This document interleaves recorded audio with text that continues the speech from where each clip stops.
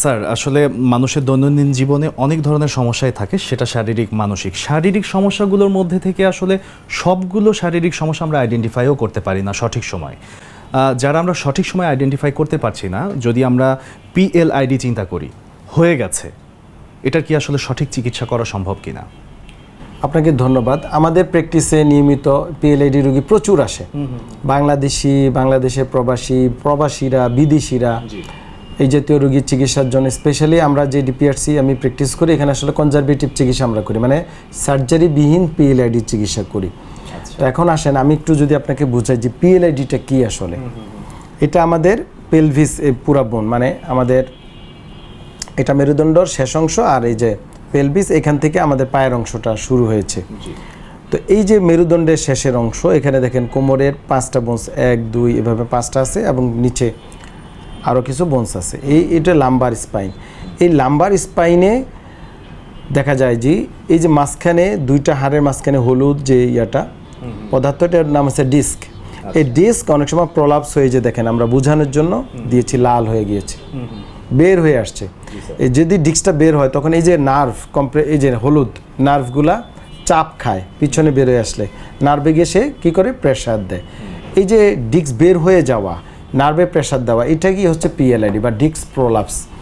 এখন PLID আমরা 3টা ভাগে ভাগ করি সাধারণত। একটা হচ্ছে ডিস্ক বাল্জ, মানে হালকা ফুলে যাওয়া, প্রোট্রুশন মানে ফুলে বের হয়ে আসা, এক্সট্রুশন মানে টোটাল ডিস্ক মেটেরিয়াল পুরা ক্যানেলের মধ্যে বের হয়ে আসা। সাধারণত PLID 90 to 95% রোগীরই প্রোট্রুশন পর্যন্তই প্রাইমারিলি ব্যথা শুরু হয়ে যায়, ডিস্ক বাল্জ হলেই শুরু হয়। যখন প্রাইমারি স্টেজে থাকে তখনই রোগীর কোমর ব্যথা, চলাফেরা ব্যথা, রোগী একটু বসতে পারে না, বা রাতে ঘুমাতে গেলে এই কাত ওই কাত হইতে তার সমস্যা হয়, একটু হাঁটা চলাফেরা করতে, একটু সামনে ঝুঁকতে গেলে, বা অনেক রোগী বলে স্যার আমি হাঁটতে গেলে পা টেনে ধরে। একেবারে প্রাইমারি কিন্তু এটা হয়। আরও বেশি খারাপ হয়ে গেলে আরও খারাপ কিছু ঘটতে পারে। তো প্রাইমারি অবস্থায় যদি আমরা ট্রিটমেন্টটা করি, যেটা আপনি বলছেন, তাহলে কিন্তু 100% রোগী ভালো হয়ে যায়, রোগী ওই জটিলতার দিকে যায় না, এই যে পরবর্তী যে প্রোট্রুশন সেদিকে যায় না। আমরা যদি প্রাইমারি স্টেজে আসলে বুঝতেই না পারি PLID হয়েছে, সেটা হয়তো বা সেকেন্ডারি স্টেজে চলে গিয়েছে, সেকেন্ডারি স্টেজেও যদি আমরা সঠিক চিকিৎসা নেওয়া না শুরু করি, তাহলে কি পঙ্গু হয়ে যাওয়ার সম্ভাবনা রয়েছে? অবশ্যই, যদি সেকেন্ডারি স্টেজেও আপনার ডায়াগনোসিস না হয়। প্রবলেমটা হয় কি, আমি মানে বাংলাদেশ এবং সারা ওয়ার্ল্ডই রুগীরা নিজেরা ব্যথার ওষুধ খাওয়ার ট্রাই করে, মানে একটু কোমর ব্যথা হলেই ডাক্তার স্পেশালিস্টের কাছে যেতে চায় না, অনেক সময় জিপির কাছে যায়, জিপি অনেক সময় ডায়াগনোসিস হতে করতে চায় না, এখানে ইন্স্যুরেন্সের ব্যাপার থাকে, টাকা পয়সার ব্যাপার থাকে। এবং প্রান্তিক পর্যায়ের মানুষদের মধ্যে কিন্তু স্যার এটা খুবই লক্ষণীয় যে নিজের স্বাস্থ্য বা নিজের অসুখ বিসুখ এসব সম্পর্কে একদমই সচেতন না, বা অনেক সময় ইকোনমিক্যাল ফ্যাক্টর দেয়, বা ইকোনমিক্যালি চিন্তা করে আমি একটা ব্যথার ওষুধ খেয়ে দেখি না কেন, তো ব্যথার ওষুধ খেলে তো আপনার ব্যথা কমবেই, তো হয়তো 2-3 দিন ভালো আছে, তো 2-3 দিন পর আবার একটু ব্যথা হয়, সে আবার একটা খায়, তো এইভাবেই সে অভ্যস্ত হয়ে দাঁড়ায়।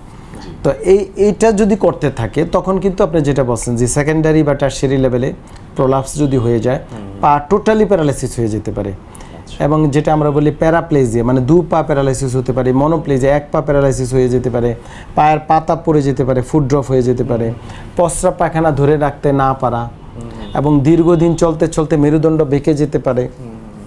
পাশাপাশি দেখা যায় যে পায়ের মাসেলগুলো ওয়াস্ট বা শুকিয়ে যেতে পারে, শক্তি টোটালি আপনার হারিয়ে ফেলতে পারে। এই জাতীয় কিন্তু আপনার কমপ্লিকেশন বা আপনার যেটা বলছেন রেড সিগন্যাল অ্যারাইজ করতে পারে যে কোনো সময়। এই রেড সিগন্যাল পর্যায়ে আসলে কোনো কিছু করণীয় আছে? যদি হয়ে যায় তখন কিন্তু অনেক ক্ষেত্রে সার্জারি প্রয়োজন হয়। তো সার্জারি পরবর্তী এক হচ্ছে সার্জারি এক্সপেন্সিভ এবং জটিলতা আছে আপনি জানেন। পাশাপাশি পোস্ট সার্জিক্যাল ওই যে তার যে প্রবলেমগুলো হলো প্যারালাইসিস, সেটা কিন্তু আবার রিহ্যাবিলিটেশন করতে হয়। দেখা যায় যে বছরের পর বছর লাগে রিহ্যাবিলিট করতে। তো অনেক টাকা পয়সার ব্যাপার, সময়ের ব্যাপার, রুগীর সবসময় সব রুগী দ্বারা এটা হয়ে ওঠে না। তো বেটার PLID আমরা বললামই লক্ষণ যে কোমর ব্যথা একটা কমন, পায়ের মাসেল টান দেওয়া বা টেনে ধরে, বা হাঁটতে গেলে কষ্ট হয়, বা সামনে ঝুঁকতে গেলে, বা অনেকের হাঁচি কাশি দিলে মাজায় বা কোমরে লাগে, অনেক সময় তলপেটে ব্যথা যায়, রেফার্ড পেইন হয়। এই জাতীয় ব্যথা বেদনা হলে হ্যাঁ কিছুদিন হয়তো পেইন কিলার খেলো বা ওষুধের দোকান থেকে খেলো, 1 দিন 2 দিন 3 দিন 4 দিন 5 দিন, কিন্তু এটা যদি কেউ মাসের পর মাস হতেই থাকে, অবশ্যই রুগীকে দ্রুত চিকিৎসকের শরণাপন্ন হতে হবে, এবং শুধু চিকিৎসক নয়, বিশেষজ্ঞ তাহলে আপনার যে জটিলতার কথা আমরা বলছি এটা থেকে মুক্ত হয়ে যাবে। আমরা এই ক্ষেত্রে ফিজিক্যালি অ্যাসেস করলে আমরা বুঝতে পারি যে পিএলআইডি কিনা। এসএলআর টেস্ট করি আমরা, বিভিন্ন স্কোবার্স টেস্ট করে থাকি ফিজিক্যালি।